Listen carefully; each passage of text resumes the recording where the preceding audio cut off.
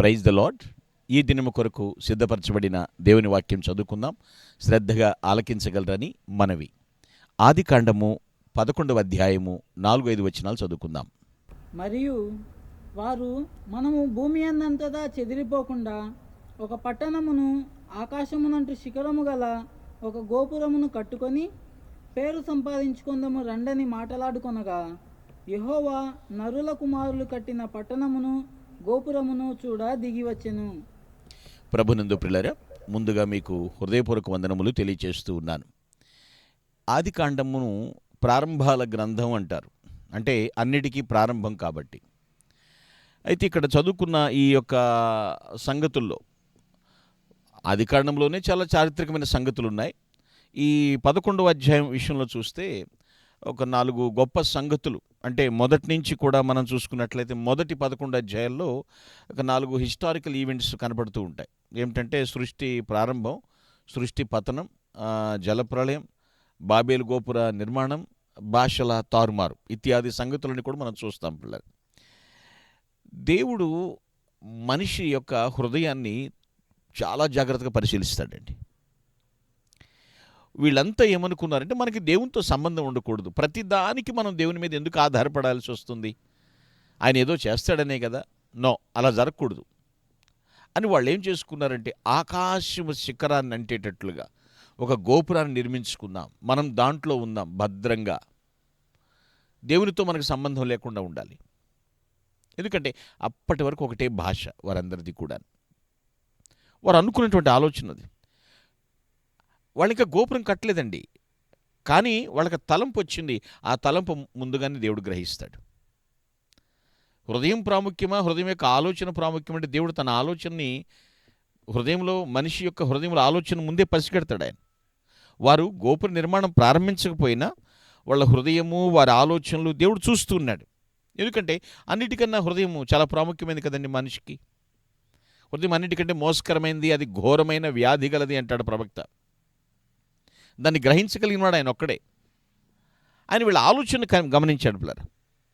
నరుని హృదయం దేనితో నిండి ఉంటే ఆ ప్రకారంగా జీవిస్తూ ఉంటాడు. చెడ్డ సంగతితో నిండి ఉందా, చెడు పనులే. సో అందుకనే మన హృదయాన్ని దేవుని వాక్యంతో నింపుకోవాలి. పరిశుద్ధాత్మ చేత నింపుకుంటే వాక్యానుసారంగా మనం నడిపించబడుతూ ఉంటాం.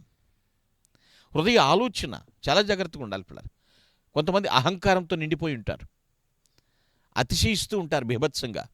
వారి ఆలోచన ప్రభు పసిగడతాడండి, గుర్తుపెట్టుకోండి. మన హృదయంలో ఏదనుకుంటే అది చేసేస్తాం. మంచి ఉంటే మంచి చేస్తాం, చెడు ఉంటే చెడు చేస్తాం. అందుకే వాక్యం సెలవిస్తుంది, నీ హృదయం నిండి ఉన్నదాన్ని బట్టే నీ నోరు మాట్లాడును కదా. సజ్జనుడు అంటే మంచివాడు మంచితో నింపబడి ఉంటాడు, మంచి మాటలే పలుకుతూ ఉంటాడు.